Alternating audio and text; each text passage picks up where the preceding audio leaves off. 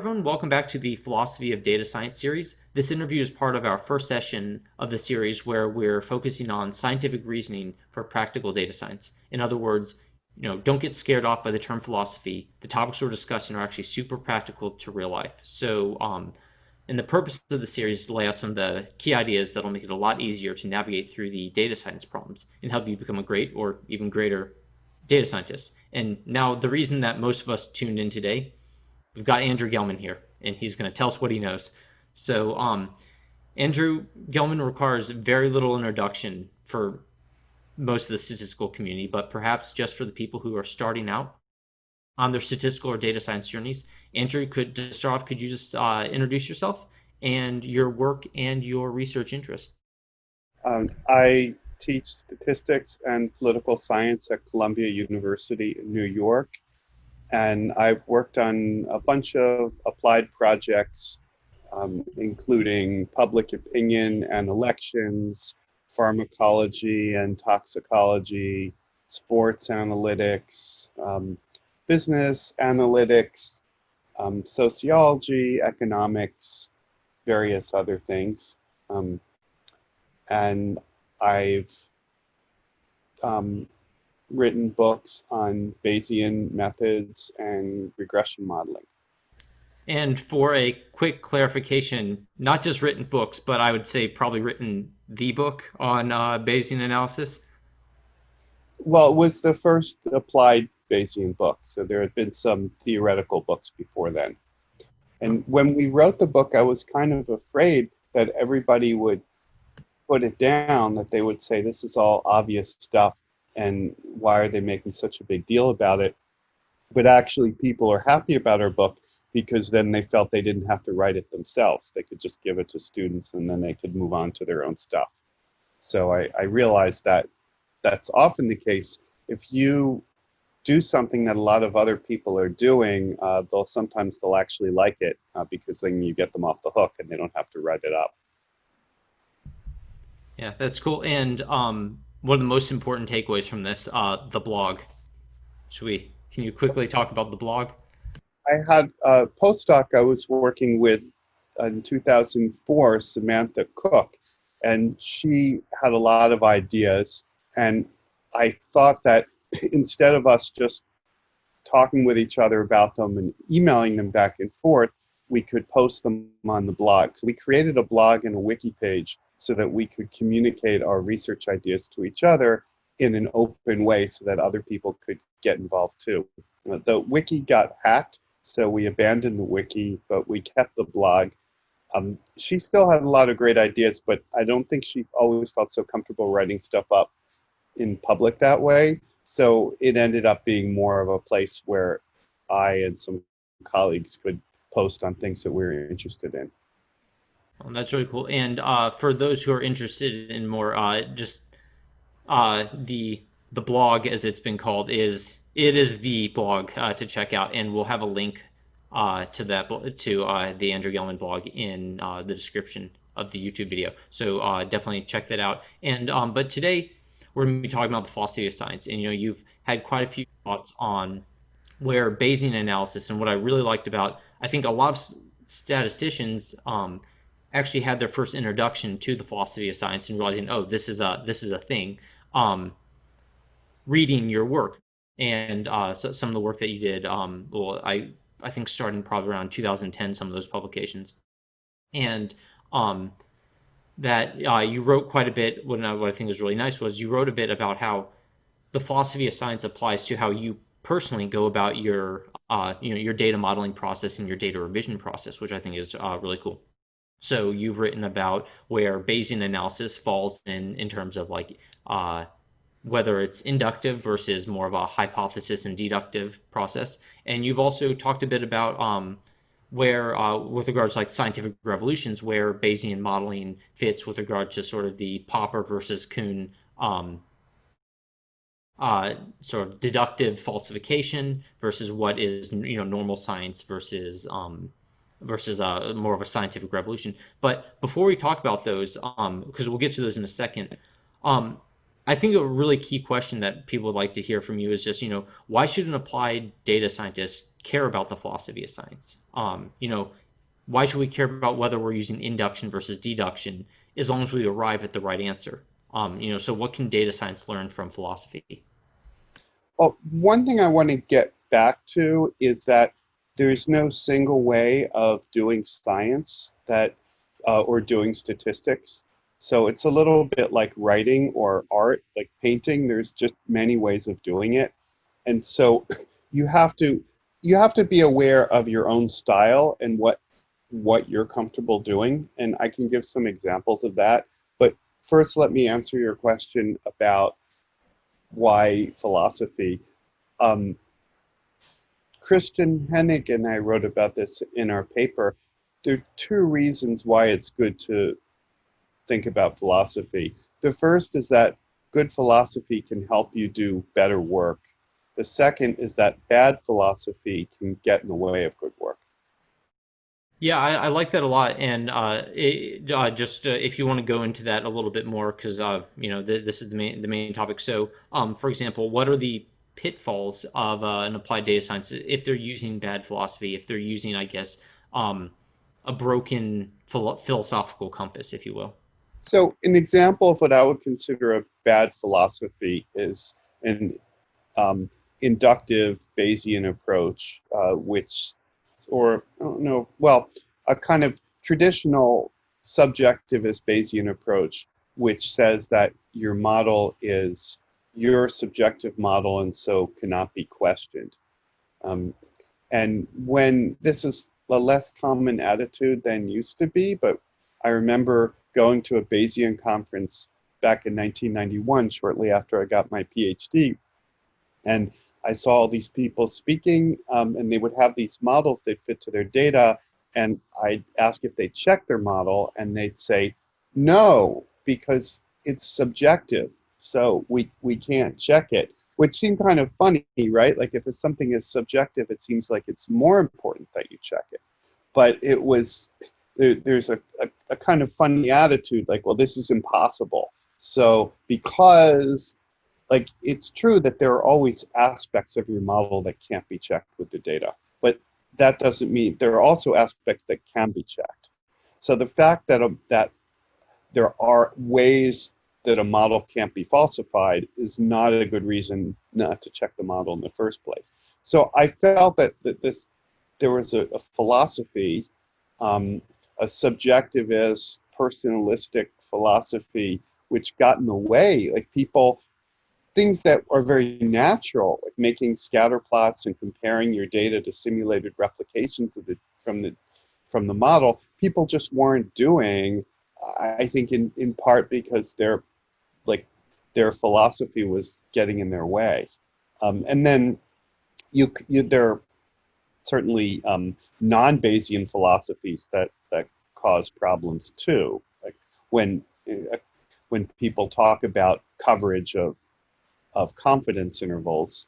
Um, of course, that doesn't tell you anything in itself about the coverage of an individual interval.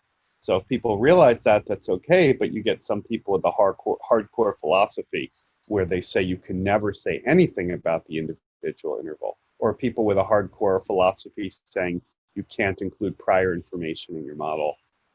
Now, I'll say, like, I don't think these philosophies have holes in them. So I'm giving you a kind of external criticism of these philosophies, where I say people who follow these philosophies that I don't like end up doing bad things. They end up making false conclusions or not learning what they could from their data. That's, you could say those are external criticisms. You can also make internal criticisms of these philosophies and talk about their. You can see where they're internally contradictory. And also, I mean, related to this, there are things which aren't quite philosophies, but sometimes I call them statistical ideologies, and they're like kind of attitudes. So, for example, um, sometimes people are trained to think that if they have a randomized controlled experiment and they have statistical significance, then that gives them discoveries. Now, there's no theorem that says this if you kind of look carefully at the theoretical statements, but it's a sort of ideology. It's associated with a kind of rigor or pseudo rigor. Um, so again, having this, like, I think people who use null hypothesis significance testing and who overvalue results from noisy experiments, they wouldn't necessarily call themselves philosophical at all. I don't know that they would identify this as a philosophy. They would identify it as a method. But an unquestioning attitude can cause problems. So at the very least, introspecting and understanding what are the assumptions that you're going by and what is your philosophy, what are your larger goals, what do your statements represent, what are the connections between your statements and the external world. Like those are worth interrogating to avoid making kind of mistakes. I'd like to go back for a second to the first issue that you described, which was, this Bayesian idea where by virtue of a Bayesian model being subjective, it was not sort of checkable, and by virtue of it not being checkable, we won't bother to check.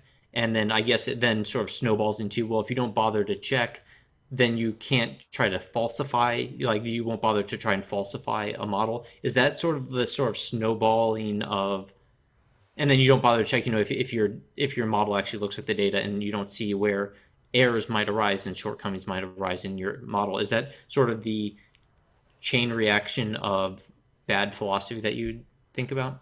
That's one of them. Falsification is tricky because I always say my models aren't only falsifiable, they're actually false. So the goal of falsification can't be to discover that your model is false because you already know it, right? So somehow the goal of falsification has to be ultimately to find problems in your model that can allow you to get greater scientific understanding. So it's a search for anomalies. So the stronger a model is, the more we can find these anomalies. And that's an attitude I learned from reading Ed James's book. And by James's book, you mean E.T. James, the physicist slash statistician? Yes, the Yes. physicist last.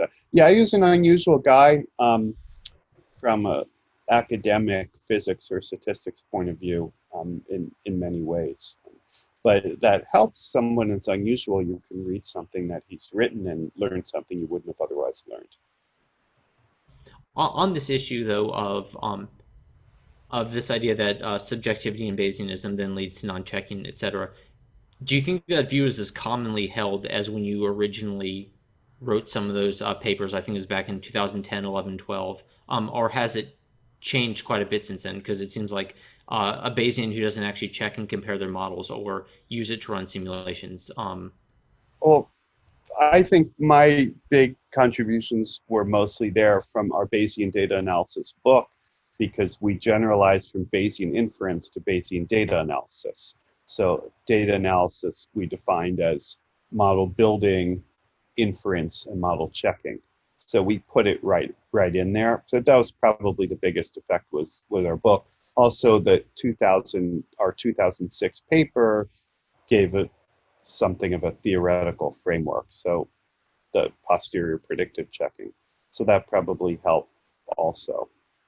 Yeah, and I guess one thing is that your writing can be seen as something of a little bit of a victim of its success, because by virtue of getting people to change their practices and improve their practices, when you read some of these older papers, you think it's like, yeah, I think I can sort of see some people doing that sometimes, but I don't think people do that quite as much anymore. So I guess to that extent, the papers that work has been successful because it has changed the way that people approach their practical statistical approaches.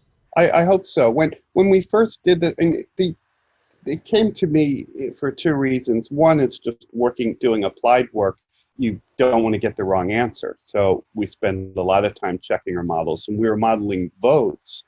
We moved to a kind of non-parametric model we were modeling votes in congressional elections. If you have 435 elections to the US House of Representatives, then you might want to look at the distribution of these votes. And you can look at them and they don't look like a normal distribution. They're kind of bimodal.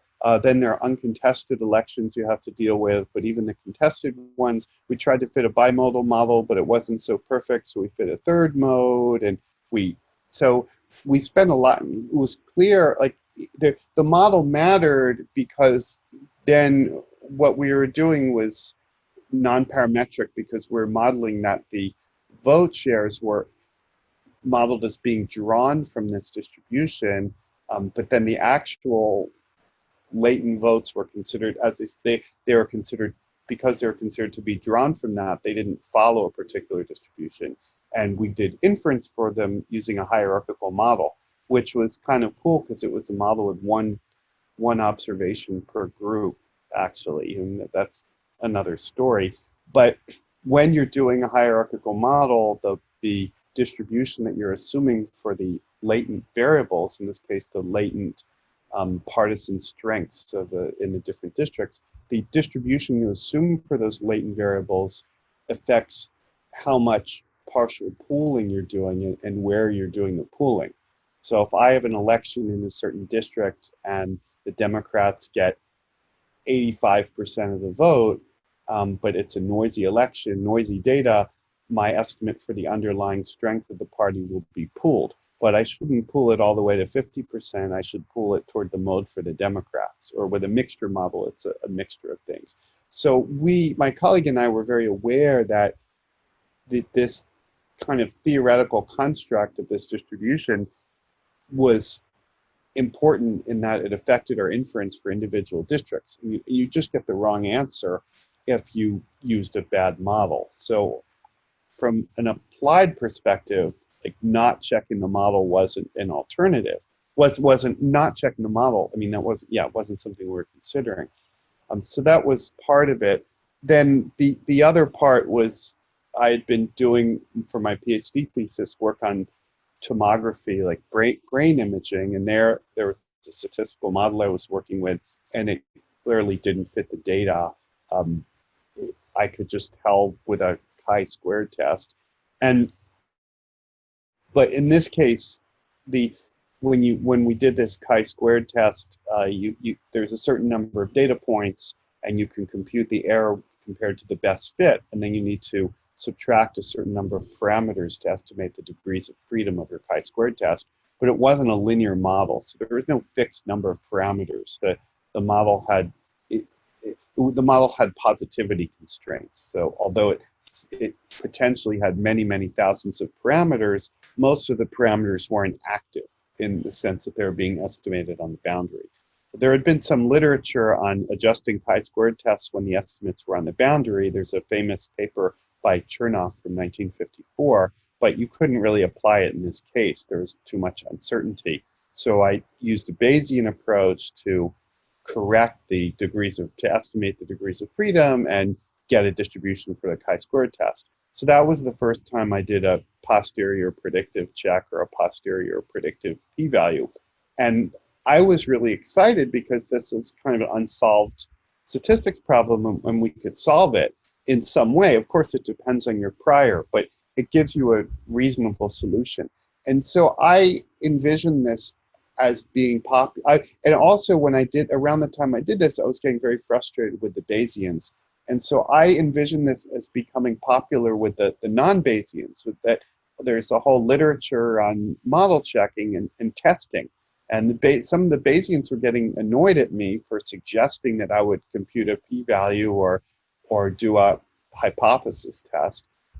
But the non-Bayesians didn't like it at all because it was Bayesian. So they just kind of ignored it completely.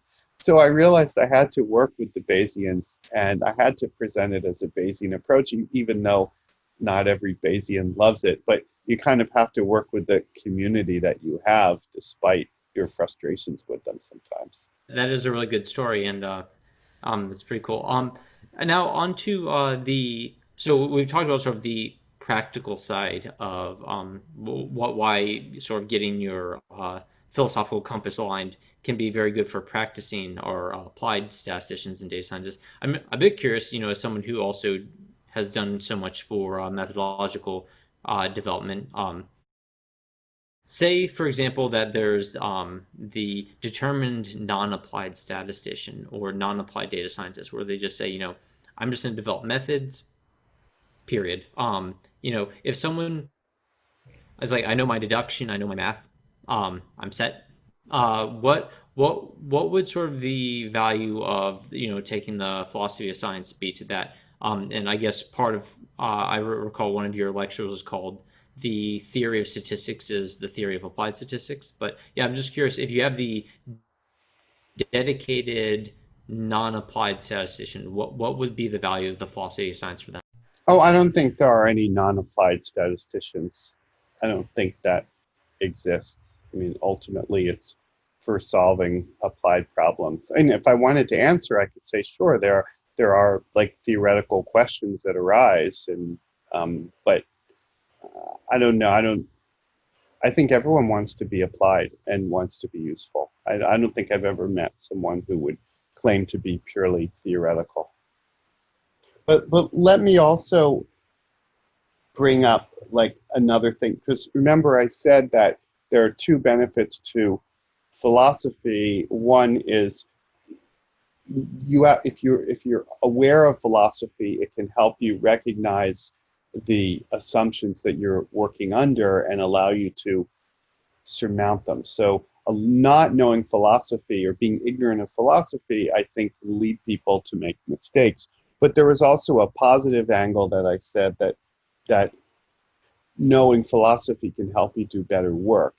And one way I think about that, I would consider myself a follower of Lakatos, not the whole Stalinism thing maybe, but philosophically. And he was very aware of the idea that models are provisional and functional, and you build a model and you try to falsify it, and then the falsifications allow you to improve the model. And then he also wrote about how the process of model improvement can be what he called degenerate. Like there can be a point where you go beyond improving the model and to just trying to save the model. But before you get there, you can learn a lot from this back and forth. Now, I think understanding this philosophy can make you a better researcher, a better scientist and statistician. So if I say I'm making a model, and one of the reasons I'm making a model is because it's encoding assumptions and I want to do better, that has a bunch of actionable implications. One thing is that I shouldn't be afraid of finding problems with my model, that's a positive thing.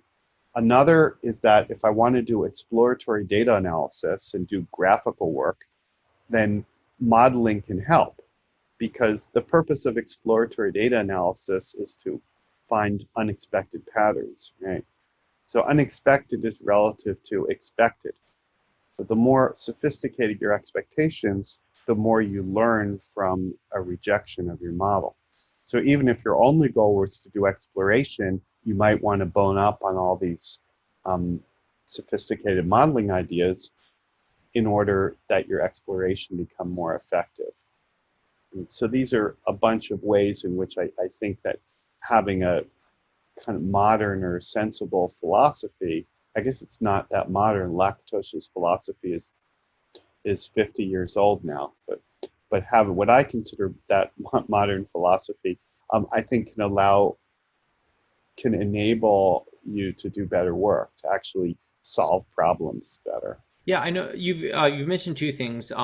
And the second, which I'm going to get back to, is the issue of exploratory data analysis. But first, I also want to hit on what you talked about identifying the faults and the challenges, having a more sophisticated expectation via your models. Because one of the things that I found that was most useful in my own work, which involves trying to personalize models, starting with very little data, and then as the data expands over time, to continually adapt and personalize those models. And it seemed to me that the work that you described was one of my main stepping stones for trying to figure out what are the different tools that I might use and wish to use to try and understand, when a model needs to be updated or thrown out entirely. Just to give the specific context, this was in personalizing models to patient-specific time series, and that simply by there are a number of things you can do to be checking that the model is still sufficient to be describing the patient's physiology,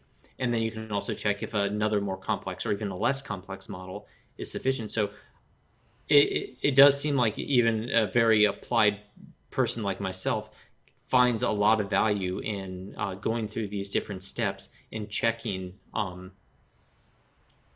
what and basically identifying what is wrong with the model. And so it seems to me that what you've described is very useful to people. For example, there's a lot of buzz about machine learning and AI and things, and a lot of the challenges in those are making sure that your models are always up to date and they're rigorous and relevant.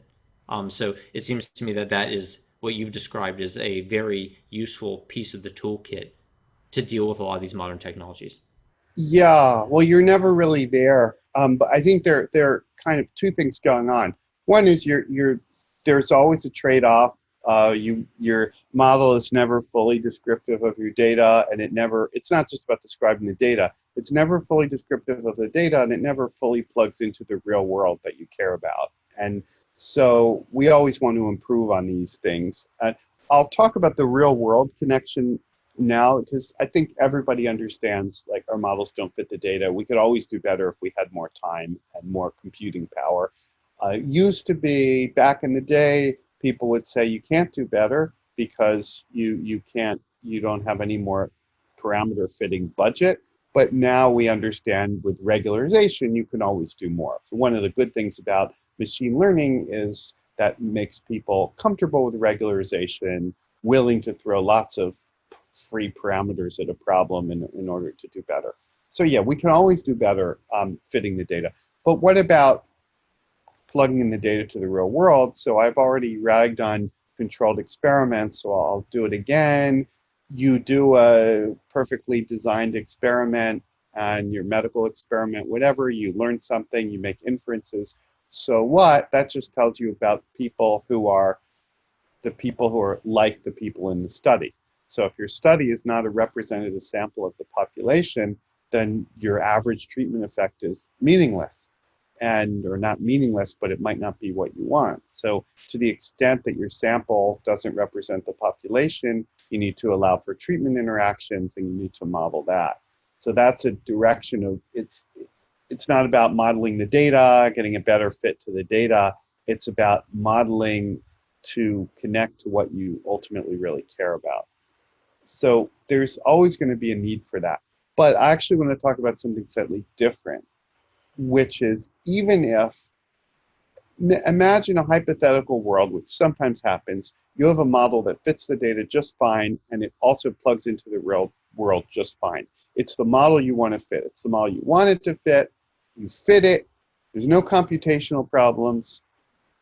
You're done. You've solved your problem. Even then, I think you should fit more models.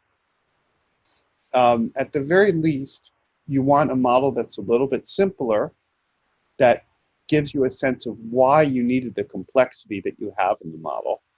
And then you'd like to have a model that's a bit more complex so you can see that you didn't need that. So that's part of it. Then another part of it is trying to understand what the model does. So here is the raw data, blah, blah, blah. I did all these adjustments. Now here's my final inference. I'd like to see the trail of breadcrumbs that leads from the raw data to the inference. I'd like to see the results of a sequence of models that gets to where I am.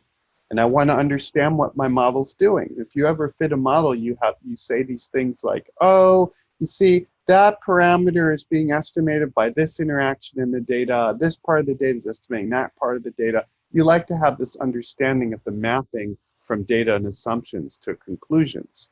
So that understanding that's kind of a form of metadata, right? The inference, your Bayesian inference or non-Bayesian inference, or your predictions or whatever, don't within themselves contain that understanding. That's an extra bit that you have to do. So there's kind of a lot more there. And the thing you quoted my line about theoretical statistics being the theory of applied statistics, and indeed, if we can interrogate what we do, I think we can learn. So if we actually say, if we could model ourselves, when we present a model, we do these things, like we talk about it and we explain it, that should be inside the statistics. It shouldn't be an external thing that we do. And I have some hope because there are things that used to be internal, there are things that used to be external that are now internal. So for example, exploratory data analysis. So graphing your data used to be considered just like a good thing to do, but it wasn't part of the workflow. And now it is. It's kind of formal. We have posterior predictive checks. Or another example would be hierarchical modeling. So in the old days, people might say, I fit my model to this data set. Now I want to generalize to another situation. How can I do that? But now we can do a hierarchical model. We can formally do that and put math on it. So I think there's a maturing of the field where things that started out as conceptual become more methodological and become more mathematical in some way. Touching back onto what you said before about how you would like to see, for example, where the data, where, for example, parameters are influenced by specific elements of the data. I'm not going to describe this as well as you had previously, but one of the in understanding exactly where aspects of your model are attempting to not manifest, but better represent specific elements of the data.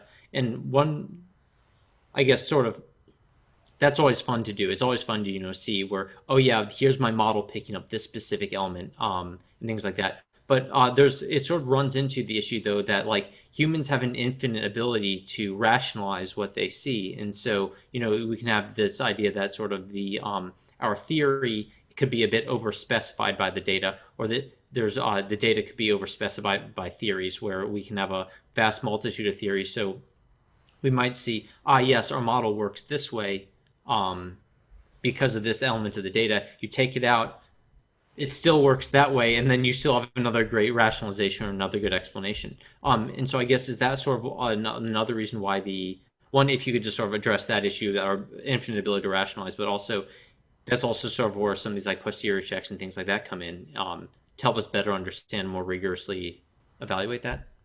Well, first, I'd like to credit Tamara Broderick and Ryan Giordano, who've done some super interesting work on um, on using gradients to understand the sensitivity of inferences to assumptions in Bayesian models. And I had done some stuff with some colleagues in a toxicology example back in the 90s on this, but I hadn't really formalized the idea. We did some graphical graphs that showed what we called static sensitivity analysis. We never really wrote it up beyond a particular example. And then independently, Tamara and Ryan uh, had some sophisticated ideas with Michael Jordan also, where you can actually take the derivative of your posterior. I think this would work for non-Bayesian approaches too, but I'll just be Bayesian here. You can take the derivative of your posterior with respect to the data. So it's a little bit like leave one out cross validation, except that instead of taking a data point out, you imagine the data point goes into the likelihood with a power of 1, and then you just differentiate with respect to that power. And you can also differentiate with respect to the prior, so you can systematically look at sensitivity in that way. Now that's a paper that's out there, and they've used it. It hasn't really worked its way into workflow yet, but I think ultimately it will be. So I'm mentioning that partly because I really think, we're a big community, and I want to credit others, but also because this is a theoretical idea. There was some math involved, there's some computing involved. All of the graphical intuition won't get you there. So there's a value to math when we're trying in methodology. But your question, I didn't answer your question, and now I forgot what it was. So please remind me, because I did have an answer for it. Not a problem. So it's the idea that we always have an ability to rationalize the Right, result. right. Okay. I'm not so worried about that. I mean, sure, yeah, whatever. But I think maybe because I write textbooks and I write software, we almost never do anything once. So one of the problems with statistics papers and examples in statistics textbooks is they're often presented as here's the data, do your analysis. But really, things get done over and over and over and over again. So if you do something, sure, if every time you get a data set, you look for something weird and you tell a story, you can mess up. But if you do things more systematically, then you'll find yourself using different tricks on different data sets. And then at that point, you'll try to rationalize this a bit. In one paper, some colleagues and I talked about the multiverse analysis, and it was sort of a conceptual tool that if you're analyzing data, there are a lot of choices that can be made in what data to include in your analysis, what interactions to include, how to code things, etc. You can imagine the multiverse of all possible analyses. Now, I don't, we sort of, I mean, I wouldn't say we wrote it as a joke, but I would say we weren't really suggesting that people do all the analyses. It's more that you should be aware of them. But like you should. But anyway, I can tell you another story because we had some method that we were using for fitting hierarchical models, and some colleagues of mine were using it in for analyzing poll data, having a hierarchical model for unexplained state level variation in opinion polls. So I had done this. I wrote some papers on it, and seemed fine. It worked really well in these examples, and they did it. But then they found they were doing it in a series of polls, a series of surveys. And they found that although for any given survey the result looked reasonable, if you looked at the inferences for the series of surveys, you found that the hyperparameter estimates were very noisy. They're jumping all over the place. And when the hypervariance is too low, you do too much partial pooling. You pool the state estimates too close to the regression model. If the hypervariance is overestimated, you don't pool enough, and your estimates are too noisy. And if you plot these things over time, you get these weird artifacts which have to do with the noisy estimates of that. So I thought about it, and we realized we need some regularization. We should be using informative priors and these group level variances, or you could fit a larger model. But if you're just in general, so I mean, the point of the story is that I personally learned I had a method which I thought was fine, and then other people applied it repeatedly, and that's a kind of beta testing, and you see problems that way. So I think we have to get away from the idea that we're analyzing a single data set. So in that way, I'm a real frequentist, that I think that even though we develop our methods in the context of individual applications, we really have to evaluate them as if they are going to be applied over and over again. I'm a Bayesian frequentist because I would average over the prior when doing that. But I do think that almost always we care about the long run frequency properties of our methods. That's really helpful. And now, before we forget, also you've talked quite a bit about exploratory analysis and where exploratory analysis fits in with the scientific method. Do you want to hit on some of those points? Well, before doing that, I want to just say how perspectives, I want to get back to this idea that different people have different perspectives. So I remember when I was in graduate school, my advisor, Don Rubin, was working with a colleague of mine and another student, and they were analyzing some data from reaction times of schizophrenics. And some of it made its way into some methods papers and books that I wrote. But it was challenging because they were fitting a mixture model. So they had the logarithms of the reaction times of these people, and for most people, the reaction times looked roughly log normal. For the schizophrenics, sometimes they weren't paying attention, or I'm not really describing the experiment well, but for some reason there was sometimes a delay, And so they were fitting a mixture model where there was a certain lag. And then they're estimating the lag, and that the psychologists involved were interested in this. So I was helping them with the computation because they were doing the Gibbs sampler and they couldn't tell whether their series had converged. So we came up with a method of monitoring the convergence of the series. But while doing that, I looked at the data and I noticed that the mixture model didn't look like the data.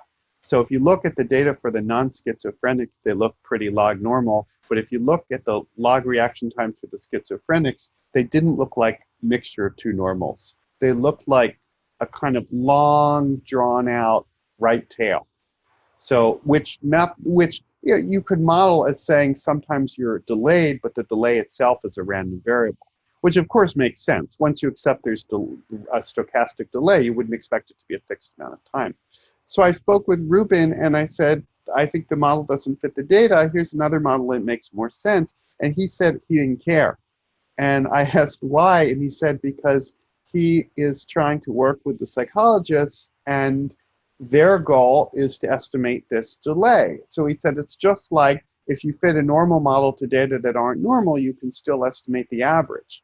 And he agreed, like, sure, if you had an infinite budget, fit a better model, it gives you more statistical efficiency. He didn't disagree with me, but his goal was not to fit the data. His goal was to kind of solve their problem, like knock this one away and then move on to the next thing.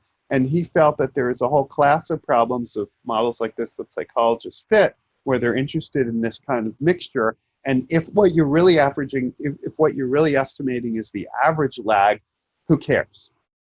So that's kind of one story of a difference in perspective. I think most statisticians tend to have the perspective that I had, which is our goal is to fit the data. Economists and like public health researchers often tend to have a perspective more like Rubin's, which is we have a kind of applied goal and the data are a means to an end. Rubin also wrote a paper called something like when doing causal inference, design trumps analysis. So he's always been, even though he's famous for data analysis, he's really always been more interested in design and data collection. And there's kind of theorems out there that if your design is reasonable, then even if your model is wrong, you're kind of still estimating an average of something you care about. So that's one perspective. The other perspective I want to share is my collaborator, Jennifer Hill, who does a lot of methods and applied causal inference. And I like to say that when I have a causal problem, I have a Jennifer emulator that I run. So if I'm trying to solve a causal problem, I say, what would Jennifer do? And I run it through my Jennifer emulator. One thing the Jennifer emulator says to me is that all problems are causal problems. So as a political scientist, I often like to say I'm often just describing the data. I want to compare how religious people vote to non-religious people. I want to compare rich people to poor people. I'm not doing anything causal, I just want to describe the world. But she always says that you always care about causality, and when people say they're just trying to be descriptive, they're just not being open about what causal question they care about. Now, I don't know if she's always completely right, but that's a perspective. So I just think like we really have to recognize this pluralism of perspectives. It's so easy to get stuck in this. Of course, you see like Bayesians who will say like everything is Bayesian, this is the only optimal way. You get people doing machine learning saying everything is a prediction problem. And then people just like, well, wait, everything's a prediction problem. Well, sort of, but like causal inference, that's a prediction problem of what would happen if you did the treatment. So it's true, but it's not a prediction that you have in your data, right? So like calling things a predictive problem doesn't always help. Saying everything's probability doesn't always help either. I think we have to respect the perspectives of others. And the challenge of this, there's like, as a person who's done statistical consulting, it's very difficult because you have to respect other people's perspectives, but often people don't know what they're talking about, which is why they want you to consult for them in the first place. So it's very challenging. Like pluralism and respect for others is not easy, right? Respect is not the same thing as politeness. respecting others' perspectives doesn't mean I just say everybody's right and I agree with everybody. Nobody would be interested in hiring me if that's what I did. Of course, I think that I have something to offer. So respect is a very active.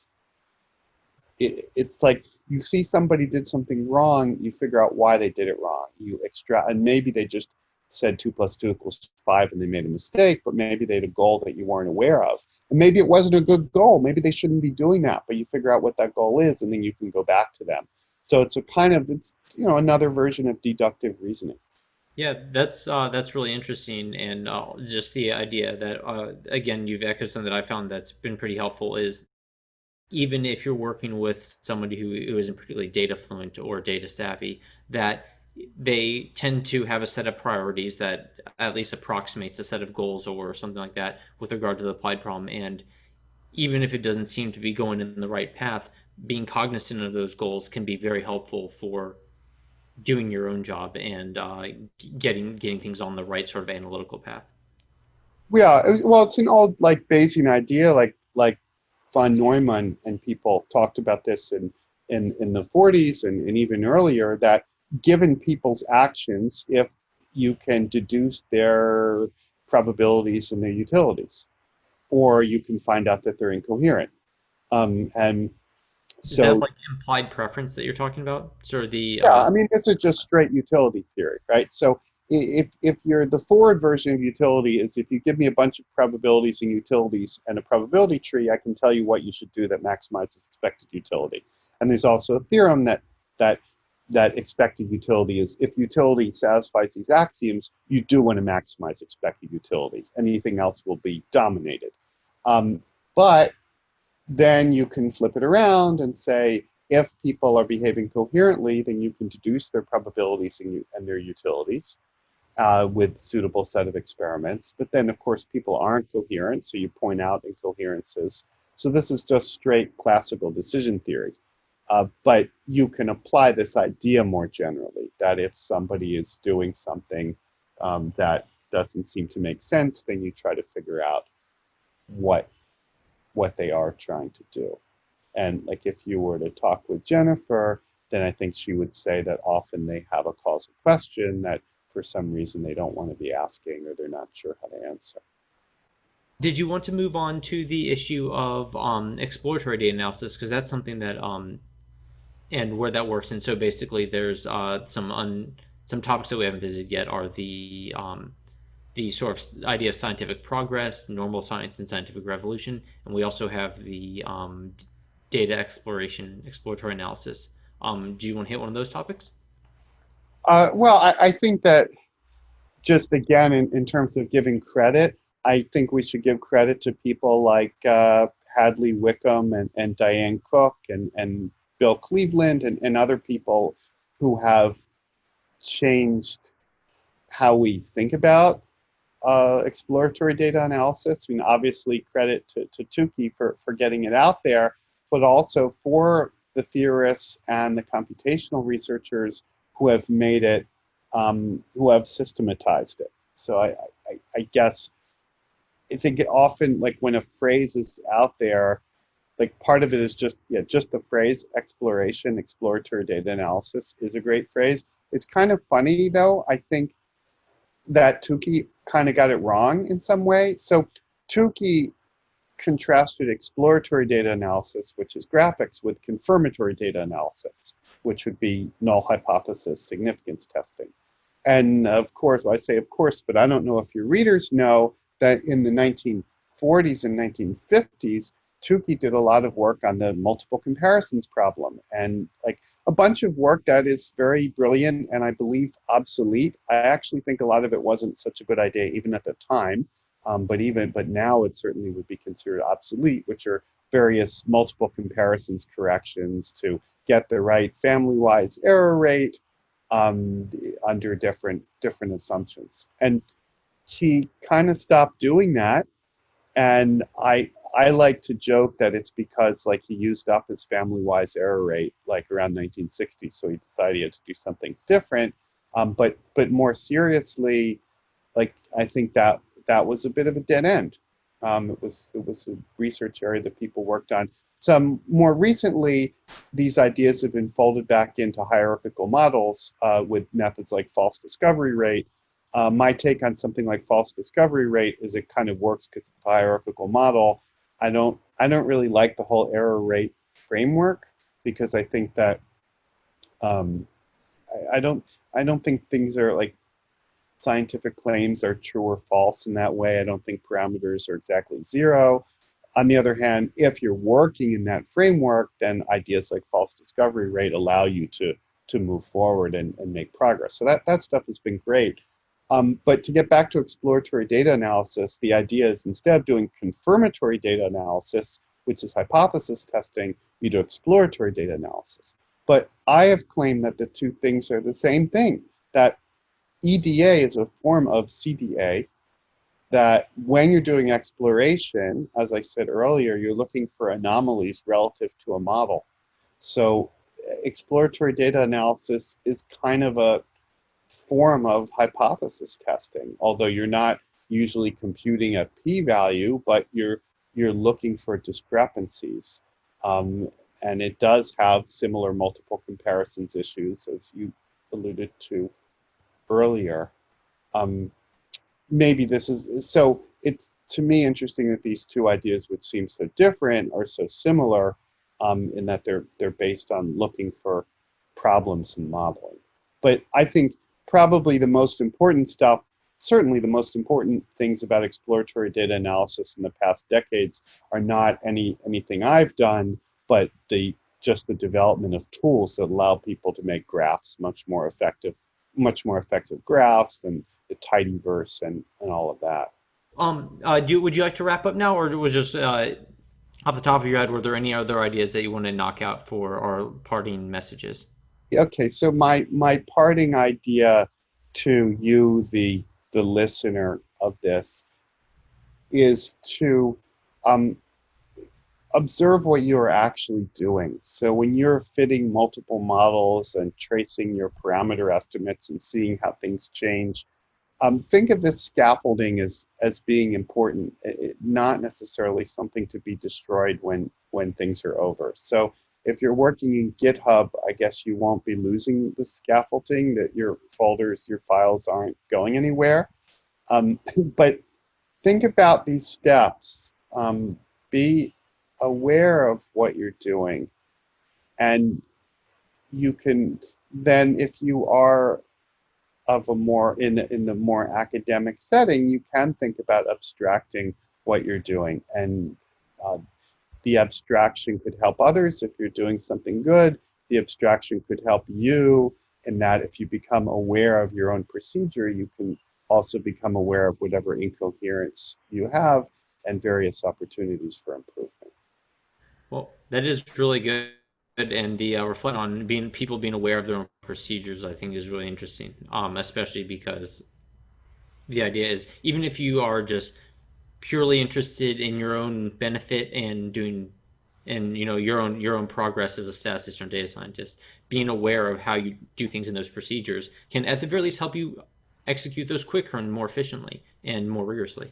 You're always more in the exploration phase of life than you realize and less in the exploitation phase. it's That's a good summary. Well, Andrew, thanks so much for your time today. I really appreciate it. Oh, it was great to talk with you too.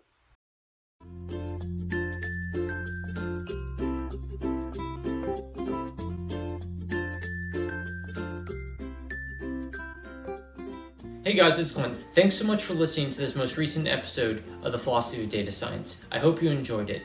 If you did, please consider leaving a like, a comment, and hitting that subscribe and bell button. We're a small channel and every bit helps. If you have a lab, a department, some students, or some colleagues who you think would enjoy this episode, please consider sending along. Again, every bit helps, and we really appreciate your word of mouth.